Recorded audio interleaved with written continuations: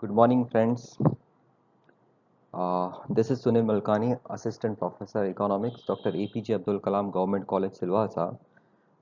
Today, in this lecture, I will talk about India's technology policy. I'm going to teach you India's technology policy.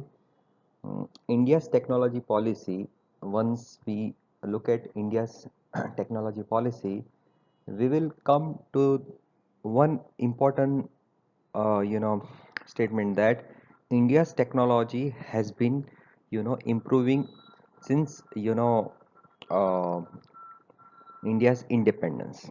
Okay, so after in India's independence, what was India's technology policy, and after economic reforms when it was implemented in 1991. After that, what was the policy? That is what the uh, content of this lecture. Okay, so in next few slides, I will talk about India's technology policy. First of all, uh, I'll talk about India's technology policy in the initial phase. Initial phase means after independence, and up to the time when economic reforms were implemented in India. Up to that time, more most of mostly India's technology policy were having some particular characteristics, and these particular characteristics you can see in our slide. So first point is, after independence, the government of India gave utmost importance to self-reliance and self-sufficiency in terms of development of the country. Okay, so government of India, what it did, it gave utmost importance to self-reliance, self-sufficiency. Okay, so what does it mean? It means that we have to develop our own technology. We have to be self-sufficient, self-reliant in terms of technology. So that is what India, government of India stands for after independence. For this, what it did, let's see. Uh, in this context, many institutions of higher learning and research and development were established in the public sector. You can see, you can see the history of many institutions. It goes to the you know post independence period. In post independence period, many institutions of higher learning, like IITs, IIMs, and many research institutions of very high caliber were established at that point of time. Okay, so these were established in public sector, means in government sector, because government wanted to get technological development and self-reliance in terms of technology and education. Okay. The third point is, irrespective of the above fact, many joint ventures and technological collaborations in industrial as well as infrastructural sectors were done to adopt, learn, and develop technology in India. Okay, this self focus on self-reliance was going on.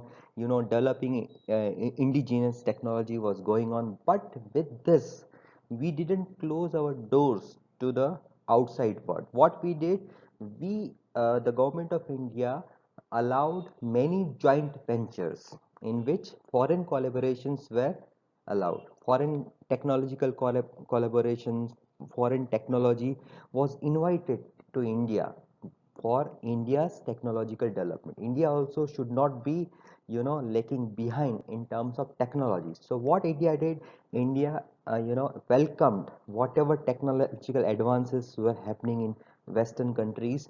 Those should come to India, and we should adopt the new technology.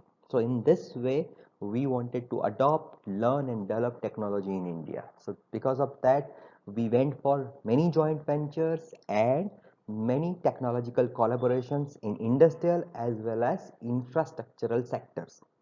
Okay, in the fourth point, in agriculture sector too, imported technology was brought in India and later on successfully domesticated to bring green revolution in India.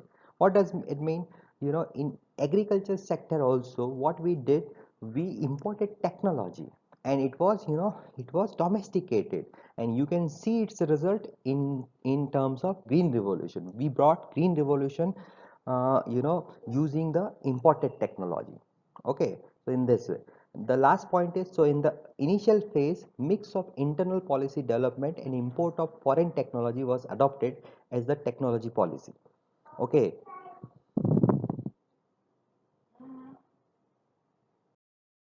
so in the last slide, we have seen that in India's technology policy, what we did, we went with two-pronged strategy, two-way strategy. One, we developed indigenous technology in India only. We have developed, encourage the research, encourage the higher education and related things, and with that we went for foreign collaborations and foreign technology, transfer also for, India's technology policy. Okay, that was the, mixed policy during the, after independence up to economic reforms when it was implemented in, 80s and 90s. Okay, after 80s and 90s, mainly 1991 economic reforms, what happened? You can see in this point, after economic reforms, the new technology policy was implemented there by allowing more participation of private sector, opening up of the economy for more participation of foreign capital, bringing with it new and modern technology. Okay, so now what we did, we allowed more and more participation of private sector for, technological enhancement. You can see the IT booms and everything, related to computer technology, mobile technology, and, IT, information technology, all booms because of, private sector. So that was the policy change after 1991 economic reform. In the new policy, the automatic approval was allowed for technological collaboration and related foreign investment. So technological advancement got encouraged.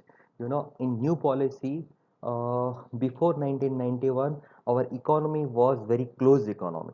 After that, we went on the part of privatization, liberalization, and globalization. On that, if, any company wants to do technological collaborations, automatic approval was allowed. Okay, so the policy was changed. After that, we can see that, three more points. In these 3 points, you can see that to subsidize the new and clean technology. After, this economic reforms, we the government of India, more and more was subsidizing and allowing new and clean technologies, because, if new and clean technologies has to be adopted, it has to be subsidized in initial phases. Okay, so in initial phases, to adopt new and clean technologies, uh, government of India was subsidizing is, uh, the fourth point is to increase the budget share for R&D, research and development. Government of India was increasing budget share for research and development, you know, in every budget. In every budget, you can see the budget for R&D, research and development is increasing. Now, government of India is giving more budget, more expenditure on research and development. Last point is to develop scientific outlook in public. Not only, government of India was trying in public sector or private sector, but in on general, public outlook.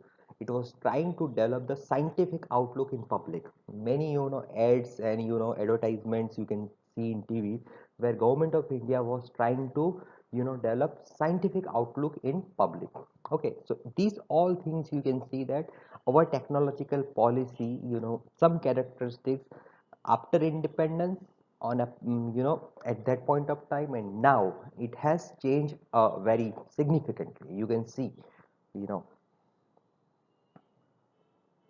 okay, thank you so much.